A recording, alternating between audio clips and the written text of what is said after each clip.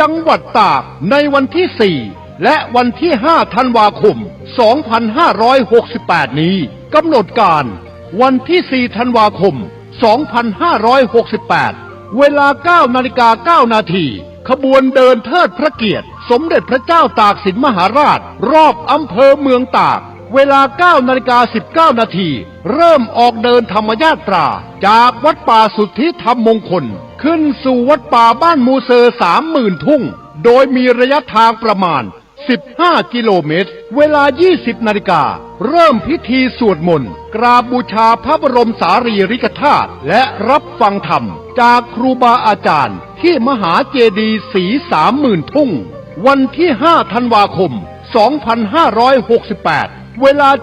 7:30 นาทีพระสงฆ์ออกบิณฑบาตรอบลานวัดต่อด้วยพิธีน้อมสักการะพระรูปสมเด็จพระเจ้าตากสินมหาราชทรงบัลลังก์พร้อมชมการแสดงชนเผ่าพื้นเมืองและกิจกรรมแบ่งน้ำใจสู่ชาวดอยโดยมีพระอาจารย์เฉาชวนะปัญโยเจ้าอาวาสวัดป่าบ้านมูเซอร์ 30,000 ทุ่งและวัดป่าสุทธิธรรมมงคลอำเภอแม่สอดจังหวัดตากเป็นประธานสงฆ์ผู้ที่สนใจเข้าร่วมกิจกรรมมหาบุญธรรมญาตราบูชาพระธาตุในครั้งนี้สามารถแจ้งความจำนงเพื่อลงทะเบียนเข้ามาได้ตั้งแต่บัดนี้เป็นต้นไป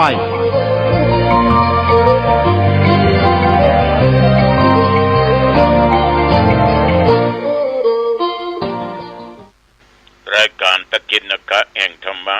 มาพบปะกับญาติกับโยมท่านผู้ฟังทั้งหลายอีกเช่นเคยโดยอาตมาภาพตุเจ้าวัดหนองตองหางดงจังหวัดเชียงใหม่พระกันเป็นประจำณทางสถานีวิทยุแห่งนี้ทุกวันในเวลาเดียวกันนี้30 นาทีโดยประมาณเป็นจะได้พ้องต่อออกไม่ออก หนาวเนาะ2 วัน 3 วันมานี้วันนี้เน็ตกว่าตัวว่า นั่งบรรยายธรรมเนี่ยจะเป็นต้องเอาผ้ามาตุ้มมาห่มอันนี้ขนาดอยู่ในห้องนอนนะเอาผ้าห่มและมาตุ้มมาห่มเพื่อให้ร่างกายได้รับความอบอุ่นแล้วออกจากห้องไปลมสุยโยมทั้งหลายอากาศเย็นอย่างนี้มีการเปลี่ยนแปลงอย่างนี้ก็ทำให้คนเฮานั้นบางครั้งปรับตัวบ่ทันก็อาจจะเกิดเป็นโรคนั้นโรคนี้เป็นหวัดเป็นยามเป็นไอเป็นโรคภูมิแพ้แต่หลายท่านหลายคนก็เจออย่างนี้ฉะนั้นก็ต้องอัตตาหิอัตโนนาโถและตนแลเป็นที่พึ่งของตนเขาจะจะใดจะทำอย่างใดร่างกายได้รับความอบอุ่นอยู่ตลอดนี่ก็ฝากไว้กับญาติกับโยมเอาละเพื่อเป็นมังคละเป็นมงคลต่อชีวิตเอามาไหว้พระสวดมนต์กันตามที่เคยปฏิบัติมาตั้งใจตั้งใจอรหังสัมมาสัมพุทโธภควาพุทธังภวันตังอภิวาเทมิกราบพระพุทธสวากขาโตภควตาธัมโมธัมมังนัมมัสสามิกราบพระธรรมสุปฏิปันโนภควโตสาวกสังโฆสังฆังนัมมามิกราบพระสงฆ์นะโม โมตัสสะภะคะวะโตอะระหะโตสัมมาสัมพุทธัสสะนะโมตัสสะภะคะวะโตอะระหะโตสัมมาสัมพุทธัสสะนะโมตัสสะภะคะวะโตอะระหะโตสัมมาสัมพุทธัสสะ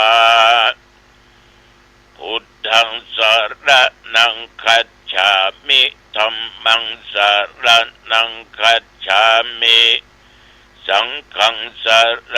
ณังคัจฉามิทุติยัมปิพุทธังสรณังคัจฉามิ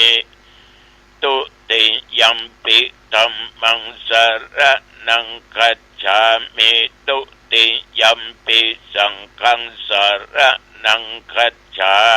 มิตติยัมปิพุทธังสรณังคัจฉามิตติยัมปิธัมมังสรณังคัจฉามิตติยัมปิสังฆังสรณังคัจฉามิ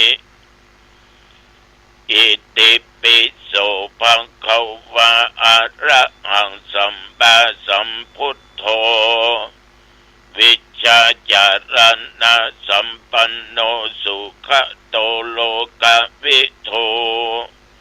อนุตตโรปุริสัทธัมมสารถิสัทธาเทวมนุษย์สานังพุทโธภควาติยันตุนิมิตตังอัปปะมังคลัญจาโยจามปนาปุสะกุณัสสะสัทโธปะปะคะโหตุสุปินังอากันตังพุทธานุภาเวนะวินาศเมน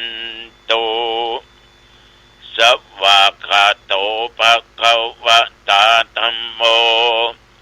สันติติโกอากาลิโกเอหิปัสสิโกโอปันนะยิโกปัจจตังเวติตาโพวินยูหิ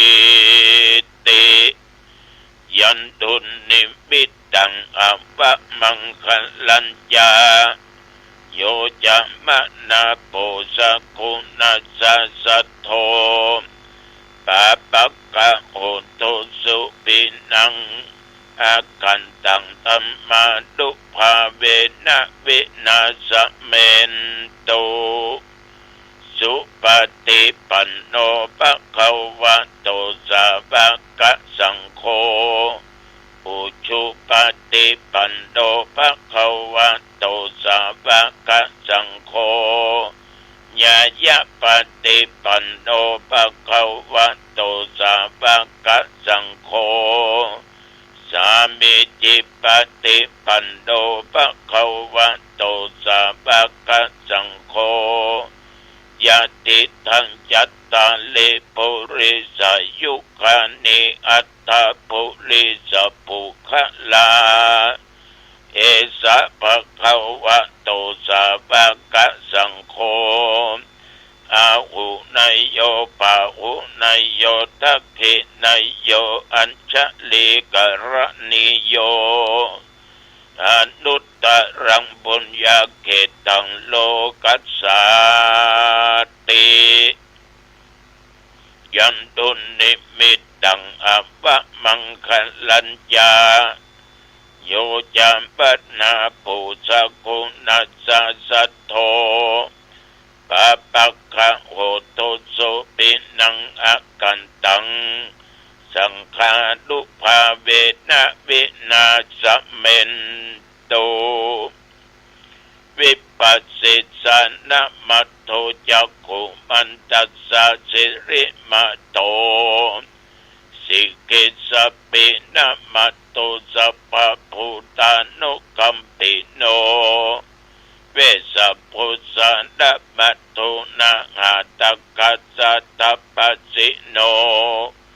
นามัตถุกักขุสันตัสสะมาระเสนะปะมัตถิโนโกดากะมันนัสสะนะมัตโตนะอภัมมันนัสสะบุสีมะโตกัสสะปัสสะนะมัตโตวิปัมมุตตัสสะสัพพะเทอังคีระสัสสะนะมัตโตสักกายะปุตตัสสะสิริมะโตโยอิมังธัมปะเทสิสีสัพพะทุกขาปโนทะนังเยจาปินิพุตตาโลเกยะถาพุทธังวิปัสสิสุงเตชะนาอภิสุนามะหันตาวิตัสสารธาหิตังเทวมนุษย์สนังยังนัมปัสสันติโคตมังวิชาจารณะสัมปันดังบะหันตังวิตัสสารทังวิชาจารณะสัมปันดังพุทธังวันธามะโคตมันติยะโตหังภาคินิอริยยะชาติยาชาโตนาปิชานามิสันจิจะปันดังชีวิตาโบโรเปตาเตนะสัจเจนะโสติเตโอตุโสติคัพพสาโพชังโคสติสังฆาโตธัมมานังวิจโยตถาวิริยัมปิติปัสสติโพชังคาจะตถาปะเรสัมมาทุเปกัปโพชังคาสติติสัพพทักษินามุดินาสัมมาทัคขตาภาวิตาภาวุริกตาสังวัตตันติอภิญญายะนิพพานายะจะโพธิยาเอเตนะสัจจวัชเชนะโสติเตโอตุสัพพทาเอกัสสมิงสัมมะเยนะโทโมคัลลานัญจกัสสปังคิลาเนทุขิเตติสวะโพชังเคสัตตะเทสัญเยเตจะตังอภินันติตุวาโรกมุตยิงสุตังคะเนเอเตนะสัจจวัชเชนะโสทิเตโอตุสัพพทาเอกทาธัมมราชาปิเกลัญเยนะปิปิริโตยุนตเทเรนะตัญเยวะพนาเปตวานะสัทรังสมโมติตวาจังอภัตตตัมมาพุทธาสิทานะโสเอเตนะสัจจวัชเชนะโสทิเตโอตุสัพพทาปะเหนะเตจะอภัตตตินดันนัมปิมะเหสิดังมัคคะอัตตกิเลสวะปัตตานุปปติธัมมะตังเอเตนะสัจจวัชเชนะโสติเตโอตุสัพพทาสักกัตตัวพุทธรัตนังโอสัตตังอุตตมังวรังหิตังเทวมนุษย์สนังพุทธเตเชนะโสตินานัสสันตุปัตตวาสเปตุขาวุปัสสเมนตุเตสักกัตตัวธรรมรัตนังโอสัตตังอุตตมังวรังปะลิลาหูปัสสมานังธรรมเตเชนะโสทินานัสสันตุปัตตวาสเปพญาวุปัสสเมนตุเตสักกัตตัวสังฆรัตนังโอสัตตังอุตตมังวรังอาหุนยังปะหุนยังสังฆเตเชนะโสทินา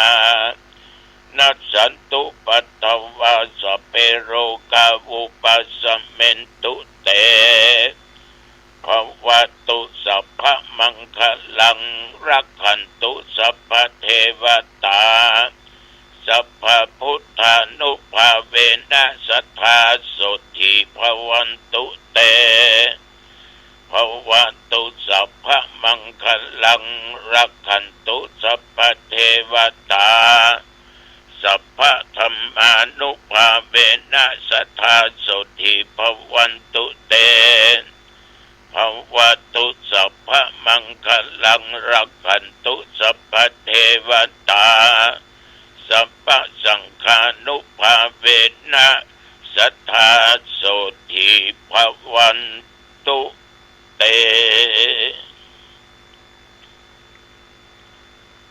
โดยบทพุทธานุภาพธรรมานุภาพสังฆานุภาพบทสาธยายมนต์อันศักดิ์สิทธิ์ด้วยจิตอันตั้งมั่นอาตมาภาพขอแผ่เมตตานำเอาคุณพระพุทธพระธรรมพระสงฆ์มาปกป้องคุ้มครองรักษาอย่างญาติโยมตึงยิงตึงใจทุกสารทิศบอกว่าใต้เหนือทุกออกแม้แต่ตนข้าพเจ้าแม่นว่าได้ตรงโลกาเปียธิจะหนักจะเบานอกกายได้กายหมอยุกหมอยาบาหายกินยาฉีดยาก็บาหายขอคุณแห่งพระพุทธพระธรรมพระสงฆ์อันศักดิ์สิทธิ์จงกำจัดโรคภัยไข้เจ็บที่เกิดขึ้นแก่ผู้ข้าและญาติโยมท่านทั้งหลายทั้งนอกกายในกายวินาศสันตุขอให้มันอันตรายหายไปและที่จะเกิดมาไปหน้าก็อย่าได้มาคำและมากายมีความสุขกายสบายใจแม่นเดินทางไปเหนือใต้ตกออกไกลและไกลเดินทางด้วยความปลอดภัยไปก็มีโชคมีใจกลับมาก็มีใจมีโชคมีสติปัญญาบัตั้งตัวตนอยู่ในความประมาทเมื่อจำเริญในกิจการงานหน้าที่จำเริญด้วยอายุวันนะสุขะพละตลอดยิ่งขึ้นไปเจริญพรกรมอุตุบอกตักเตือนควรฟังควรพอเหี่ยพ่องอย่าไปมัวก็ใส่ใจอันอื่นฝนจะตกพายุจะมาอากาศจะอุณหภูมิจะต่ำอากาศจะเย็นจะหนาวก็ฟังเป็นว่าเหี่ยพ่องอย่างวันเนี้ยได้กล่าวเบื้องต้นตะกี้ว่าอากาศหนาวเย็นบ้างมากท่านทั้งหลายมันก็เป็นเรื่องที่เราต้องเจอกันทุกปีทุกครั้งนอกจากมันจะหนาวนักหนาวน้อยนั่นก็สุดแต่นับตั้งแต่เมื่อตะวันวาไปจนถึงปัจจุบันประเดี๋ยวนี้24 ชั่วโมงโยมและอาตมาภาพเป็นคนมีบุญโชคดีเราทั้งหลายผ่านไปอีก1 วัน1 วันได้นักขึ้นไปให้วันเนาะแต่สั้นไปจะเหลือนักเหลือน้อยออกก็บ่ฮู้เนาะก็ตะวันนี้นอกตองมามีฝนตกแม้แต่หยดเดียวฉันเจ้าแล้วก็ไม่ไปไหนอยู่วัดฉันเพลแล้วก็ได้ทำการลาสิกขาบทสมณเณรเอเว่นลูกครึ่งอังกฤษกับไทยเข้ามาบวช5 วันก่อนจะมาเปิ้นก็ไปเนปาลมาเรียบร้อยชอบศึกษาธรรมะไปอ่านธรรมะอายุ19แต่ก็เก่งว่าไตรสรณคมในชัดถ้อยชัดคำกล่าวคำนมัสการนะโมก็ถูกต้องสมทานเอาศีลก็ว่าเป็นภาษาไทยก็ถูกต้อง ตรงกันข้ามกับคนไทยเอาเจ้าพุทธเอาบางคนอายุ17 18 23 40เป็นถึงผู้รักผู้ใหญ่เมื่อบวชว่าไตรสรณคมก็บ่ได้บ่คล่องว่าข้อศีลก็บ่ถูกบ่ถือขนาดสอนเป็นคำนะก็ยังว่าผิดย้อนคิดไปยังสู้ละอ่อนอนุบาล2-3อ่อนชั้นประถมว่ากำสวดก็แม่นนะโมก็ถูกไตรสรณคมก็ถูกต้องเหมือนเบ้นคนนี้ถึงจะเป็นลูกครึ่งแต่ว่าได้อย่างถูกต้องเสียดายเป็นอยู่ได้5 วันเพราะจะต้องไปศึกษาต่อในมหาวิทยาลัยของเพิ่นต่อมาก็สาธุเจ้าวัดขุนคงนำพี่น้องตายใหญ่พี่น้องพื้นบ้านมาบวช2 คนบวชเน้นอยู่5 วัน7 วันพี่น้องตายใหญ่เนี่ยมากันจะเป็น6-70 คนมาติดตามผู้บวชแห่กองกันมาเพิ่นก็เอากันแต่และหมู่เฮานี่ก็เงียบเหงาไปละสิ่งเหล่านี้นี่ก็จะบวช6-7 วันคนนั้นเก่งมากว่าไตรสรณคมถูกข้อศีลสิกขาบทถูกกำบวชก็ถูกทั้ง2 คนคนหนึ่งก็อายุ60 ปลายคนหนึ่งก็อายุ50 ปลายญาติโยมความใส่ใจอยู่ที่ไหนความสำเร็จอยู่ที่นั่นหลังจากบวชเรียบร้อยแล้วตะวันนี้รอเย็นมาอากาศก็หนาวเข้าท่านสาธุเจ้าตะบนน้ำแพร่ก็โทรมาหลวงพ่อมาจะเจ้านะครับสัก7 โมงโอ้หนาวขนาดนักดึกมาจะมีไผจะมาก็ไปถึงที่หั่นทุ่มคือตุเจ้าพระเนนได้สวดพิธรรม7 คัมภีร์เป็นสวดไปก่อนเพื่อจะมาเทศ7 โมงเช้า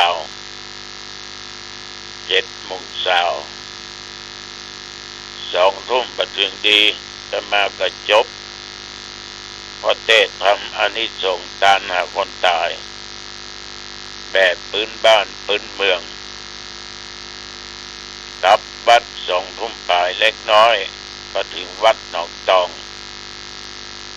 ระยะทางเดินประมาณ20 กิโลฉะนั้นญาติโยมเลยบอกได้ว่าต้องรู้การรู้เวลารู้บุคคลรู้สถานที่ดีในศาลาเรียนหลังใหญ่แต่คนที่อยู่ข้างนอกหนาวลมพัดทั้งนอกหนาวอย่างขนาดในศาลายังพอมีความอบอุ่นญาติโยมมันก็ต้องหันใจเขาก็ได้หันใจเราเดี๋ยวบุคคลท่านผู้ฟังก็ตั้งอกตั้งใจฟังสงบถึงกายสงบถึงวาจาสงบถึงด้านจิตใจผู้แสดงธรรมก็มีความภูมิใจท่านทั้งหลายบุคคลก็ดีสถานที่ก็อำนวยเวลาก็ต้องบริหารเวลาได้พอเหมาะพอควรพอดีใช้เวลาเทศ40 นาทีถึงศีลพรจบเรียบร้อยฉะนั้นเมื่อมาถึงวัดก็พักผ่อนมาจนถึงปัจจุบันเดี๋ยวนี้ขอฝากธรรมะเล็กๆน้อยๆญาติโยมนำไปคิดไปพิจารณาระยะนี้ท่านทั้งหลาย ต้องมีขันติธรรมความอดทนและอดกลั้นเป็นบ่อเกิดแห่งความสุขและความสำเร็จผลเราจะรู้สึกว่าบ้านเมืองเฮานั้นมันมีเรื่องนั้นเรื่องนี้เกิดขึ้นปีสองปีเรื่องดงขมิ้นเรื่องผ้าเหลืองเรื่องพระสงฆ์องค์เจ้าประเดี๋ยวเรื่องสงครามชายแดนเรื่องน้ำท่วมถึงเหนือถึงใต้รอบที่สองรอบที่สามรอบที่สี่เชียงใหม่เขาก็เจอหลายอำเภอหลายหมู่บ้านด้วยกันมันก็แปลกนี่เนาะแต่ก็บ่แปลกเพราะก็ตึงหูดีอยู่ว่าทุกสิ่งทุกอย่างต้องเป็นไปอย่างนั้นเพราะโลกนี้มันมีการเปลี่ยนแปลงบึนไฟไหม้บึนแผ่นดินไหวสิ่งใดที่ประควรเกิดมันก็เกิดสัตว์มนุษย์ประควรทำอย่างนั้นมันก็ทำมันเป็นไปตามยุคตามการตามเวลาของมันฉะนั้นทุกสิ่งทุกอย่างมีความอดทนและอดกลั้นต่อสิ่งที่มันเกิดขึ้นอันใดก็ตามที่มันเกิดขึ้นขอบิณฑบาตอย่าซ้ำเติมกันจะไปด่าจะไปว่าอย่างนี้กันคนทำกับคนบ่ทำคนบ่ทำมันจะหูอ้ายหูหมดพี่หูหมดน่าจะต้องทำอย่างนั้นจะต้องทำอย่างนี้ต้องวางแผนอย่างนั้นต้องวางแผนอย่างนี้เอานั่งอยู่ที่เก่าอู้นี่มันได้หมดแต่คนทำนั่นญาติโยมมันก็ต้องไปติดนั้นติดนี้สะปะสะเพศคนอยากได้มันก็อยากได้ฉะนั้นท่านทั้งหลายอยู่ด้วยกันต้องอดกันหันอกหันใจกันคนไทยเป็นคนบัลละบัดทิ้งกันอยู่แล้วมีอย่างก็ช่วยเหลือกันไปอนุเคราะห์สงเคราะห์แม้แต่องค์พระบาทสมเด็จพระเจ้าอยู่หัวพระราชินีพระบรมวงศานุวงศ์ท่านก็ฮักประสบนิกรของท่านเกิดเพศภัยต่างๆนานาท่านก็มีเมตตาธรรมกรุณาธรรมช่วยเหลืออย่างน้ำท่วมภาคใต้น้ำท่วมทางภาคเหนือเมตตากรุณาธรรมของพระเจ้าแผ่นดินสูงแต่คนเฮาก็ยังถกเถียงกันไปต่างๆนั้นนะกูว่ามึงว่ากูว่าบ่ได้แต่ไม่ได้ทำว่าบ่ได้แต่บ่ได้เสียสละคนเฮานี่มันแปลกวิพากษ์วิจารณ์กันนี้ได้ว่าเกิดอะไรอย่างขึ้นมาน่าจะต้องทำอย่างนั้นน่าจะต้องทำอย่างนี้แต่คนที่ว่าน่าจะต้องทำอย่างนั้นอย่างนี้มันไม่เคยทำคนทำแต่ญาติโยมลำบากฉะนั้นต้องหันอกหันใจซึ่งกันและกันมีอย่างดีๆก็ชี้แนะชี้นำกันทำร่วมกันแก้ไขร่วมกันปัญหาต่างๆที่เกิดขึ้นมันก็จะผ่านพ้นไปด้วยดีฉะนั้นถ้าได้ยินได้ฟังสิ่งเหล่านี้ก็ต้องอดกลั้นต่ออารมณ์ต่างๆที่จะเกิดขึ้นว่าต้องไปทุกข์กับมันว่าต้องไปทุกข์ว่าต้องไปซีเรียสว่าต้องไปข้ำเครียดเพราะทุกอย่างมีทางแก้ไขทุกอย่างมีทางแก้ไขอันนี้ตัวเจ้าฝากกับญาติกับโยมนะเอาละหันว่าเป็นเวลาพอเหมาะพอดีอายุวันโนสุขังบาลังก์พบกันใหม่โอกาสหน้าเจริญพรสวัสดีครับท่านผู้ฟังที่เคารพธรรมสาระวันนี้ผมกเกษตรเพชรสำริดวิทยากรก็นำเรื่องราวต่างๆที่เกี่ยวข้อง กับเรื่องของพระพุทธศาสนามาเสนอให้ท่านได้รับรู้รับทราบกันนะครับท่านผู้ฟังก็เรียกว่าแบ่งปันความคิดดีๆสู่ท่านผู้ฟังก็เรื่องราวต่างๆนั้นอาจจะเรียกว่ามากน้อยไม่เท่ากันเรื่องของศีลธรรมไม่กลับมาโลกาจะวินาศจริงเท็จประการใดนั่นก็อยู่ที่เราหลายคนหลายท่านก็ใช้วิจารณญาณในการรับข้อมูลข่าวสารจากยุคอดีตนับร้อยปีพันปีก็ได้นะครับเพราะว่าเหตุการณ์ของบ้านเมืองจากยุคอดีตจนถึงปัจจุบันของโลกใบนี้ที่เรียก